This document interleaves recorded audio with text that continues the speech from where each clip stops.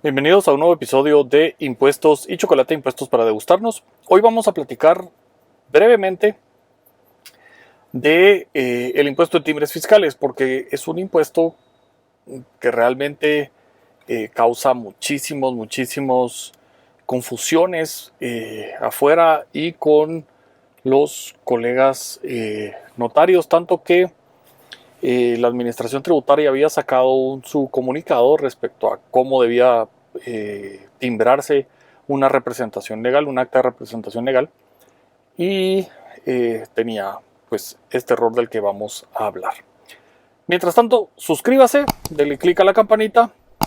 Si nos oye en podcast, trasládelo a todos los que conoce, principalmente a todos los que usted conozca que son abogados y notarios, para que no caigan en este error, que si bien no es de mucho dinero, es un error conceptual que vale la pena no cometer. Mi nombre es Mario Archila, esto es Impuestos y Chocolate, y vamos con este tema. El impuesto de timbres fiscales es uno de los impuestos particulares muy antiguos en cuanto a su forma y demás. Este impuesto a las estampitas fiscales tiene muchísimo tiempo de existir y existe en muchos países alguna forma de estas. En Guatemala, pues el impuesto se modifica y empieza a jugar con el IVA como un impuesto también al consumo. El impuesto de timbres fiscales era lo que existía antes de el IVA. Muchos de ustedes ya nunca lo vieron funcionar, pero los servicios tributaban a través de colocarle las estampitas fiscales, los timbres, a los documentos. Se hacía un recibo de pago y se colocaban los timbres. Algunos conocerán y habrán visto timbres fiscales.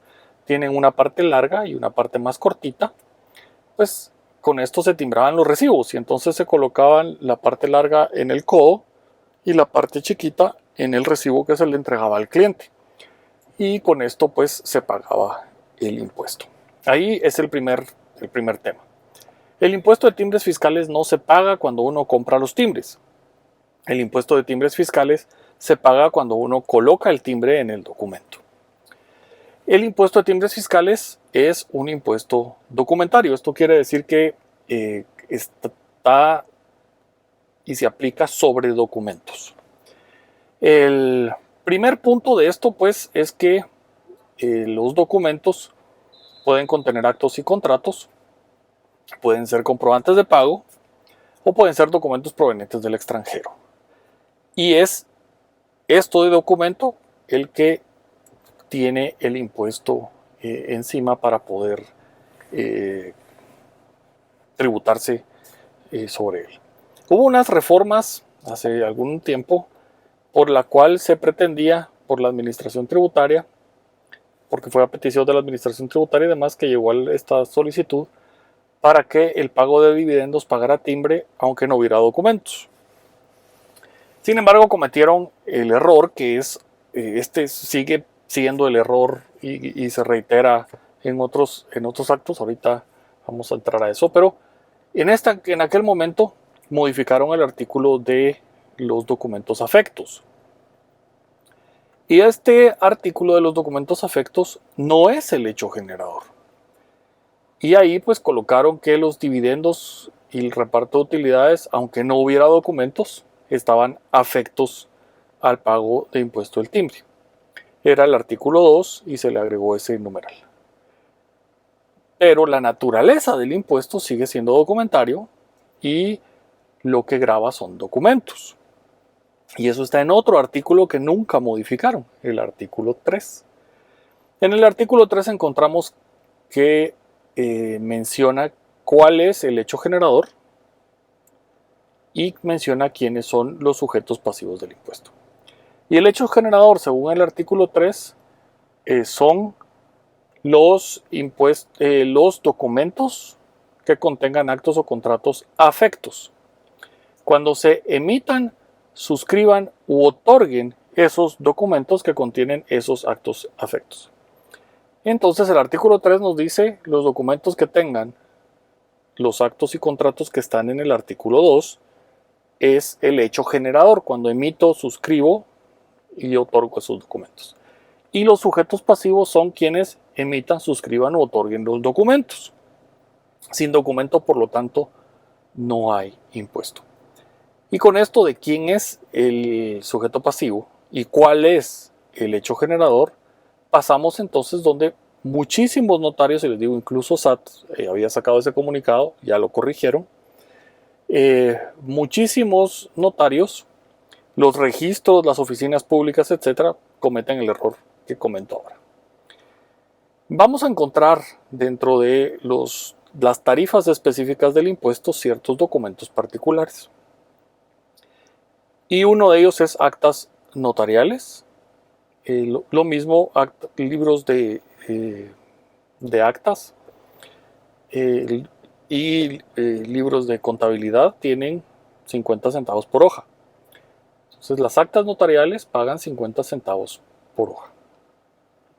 Luego tenemos actas notariales de legalización de firma y las actas y de documentos. Actas notariales de legalización de firma y de documentos tienen 5 quetzales de timbres. Y luego tenemos actas notariales que contengan representaciones legales y tienen 100 quetzales de timbres. ¿Pero qué nos quiere decir el hecho generador? El hecho generador es el documento. Por lo tanto, ¿qué tipo de documento tengo enfrente? Esa es la tarifa que pago. Las tres son actas notariales, sí, pero solo hay un documento. Y por lo tanto, tengo que irme al hecho generador más específico. Acta notarial que contiene representación legal, 100 quetzales. No lleva 50 centavos por hoja, porque es el mismo documento. Y no puedo tener dos hechos generadores, pues no puedo tener el mismo hecho generador, grabado dos veces. Y el hecho generador es el documento, como ya les mencioné, del artículo 3. Por lo tanto, las actas de legalización de firmas o de documentos tienen únicamente 5 quetzales, no 50 centavos por hoja. Y las actas notariales, que son de cualquier otra cosa, tienen 50 centavos por hoja. Lo mismo es con los testimonios. El primer testimonio de una escritura puede ser que lleve timbre, puede ser que no lleve timbres, pero no lleva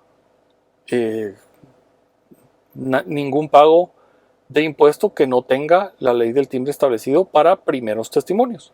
Los testimonios especiales y las copias simples legalizadas son documentos distintos al primer testimonio. Y así cada uno de estas categorías, pero es muy común y digamos el mismo registro mercantil obliga al timbre de 50 centavos. También, por ejemplo, las modificaciones de escrituras sociales pagan 250 y el registro mercantil, según lo que me han contado, tiene el criterio que cuando son modificaciones de sociedades de personas, como la responsabilidad limitada, bueno, mixta, pero no son accionadas, esas modificaciones de capital pagan 3% más 250. Eso es un error. Todas las modificaciones de escrituras sociales pagan 250, no importa qué.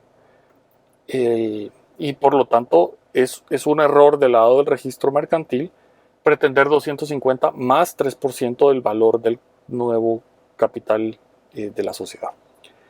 Pero es un error derivado de la poca comprensión de la ley del timbre y de las instituciones del derecho tributario.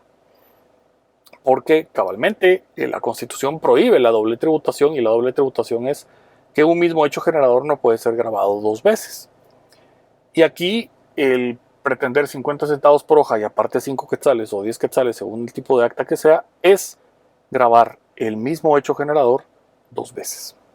Así que espero entonces que este video sirva para ir erradicando ese error, que 50 centavos por hoja no es una cantidad que nos va a dejar pobres, pero conceptualmente sigue siendo un error. Y el otro de 250 y el 3% pues también es un error que debemos evitar y eliminar del ejercicio profesional. Así que gracias por haberme acompañado en este video. Los espero para la próxima.